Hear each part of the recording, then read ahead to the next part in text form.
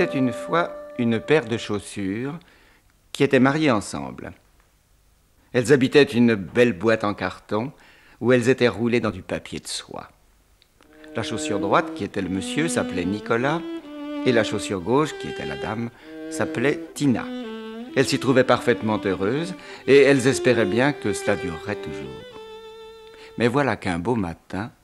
En voici une très jolie paire, chère madame. Oh, je pense qu'elles vous iront très bien. Oh, c'est charmant. Oh, eh bien, je les achète. C'est ainsi que Nicolas et Tina marchèrent toute une journée sans se voir l'un l'autre. Le soir, enfin, ils se retrouvèrent au fond d'un placard.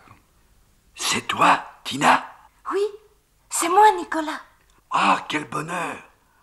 Je te croyais perdu. »« Et moi aussi. Où étais-tu ?»« J'étais au pied droit. »« Moi, j'étais au pied gauche. »« Ah, je comprends. Toutes les fois que tu étais en avant, moi j'étais en arrière. Et lorsque tu étais en arrière, moi j'étais en avant. C'est pour cela que nous ne pouvions pas nous voir. » »« Mais cette vie-là va recommencer chaque jour. »« Je le crains. »« Mais c'est affreux. »« Écoute, puisque je suis toujours à droite et toi toujours à gauche, chaque fois que j'avancerai, je ferai en même temps un petit écart de ton côté. Comme ça, nous nous dirons bonjour. D'accord ? » ?»« D'accord. » Ainsi fit-il. De sorte que le jour suivant, très inquiète, la dame alla consulter un médecin. « Oh, docteur, cher docteur, je ne sais pas ce que j'ai. Je me fais des croche-pieds à moi-même. Mon pied droit accroche mon talon gauche et cela me fait tomber, c'est horrible. » Mais c'est très grave. Oh non. Si cela continue, madame, il faudra vous couper le pied droit. Voici une ordonnance. Donnez-moi 10 000 francs, anciens, pour la consultation et revenez me voir demain. Tu as entendu ce qu'a dit le docteur? Si on coupe le pied droit de la dame, elle te jettera et nous serons séparés pour toujours. Écoute, puisque je suis à gauche, demain c'est moi qui ferai un écart à droite chaque fois que j'avancerai. D'accord? D'accord. Et le deuxième jour, de plus en plus inquiète, la dame retourna chez son médecin. Oh, docteur, maintenant c'est mon pied gauche qui accroche mon talon droit. Mais c'est de plus en plus grave, chère madame. Si cela continue, il faudra vous couper les deux pieds. Oh non, pas les deux. Revoici une ordonnance. Tina, si l'on coupe les deux pieds de la dame, qu'allons-nous devenir? Je n'ose pas y penser. Et pourtant, je t'aime, Tina.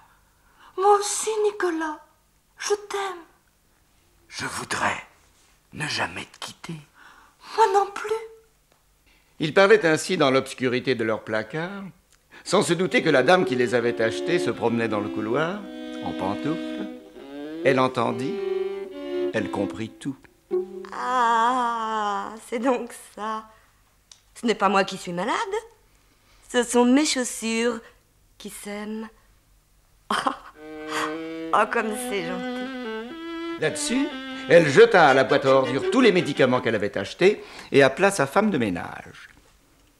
Pépita, vous voyez cette paire de chaussures? Je ne les mettrai plus, mais je veux les garder quand même. Alors cirez-les bien, qu'elles soient toujours brillantes. Et surtout, ne les séparez jamais l'une de l'autre. Ah là, madame, elle est folle. Gardez ces chaussures sans les mettre. Dans une quinzaine de jours, quand elle les aura oubliées, je les volerai. Et 15 jours plus tard, elle les vola et se les mit aux pieds.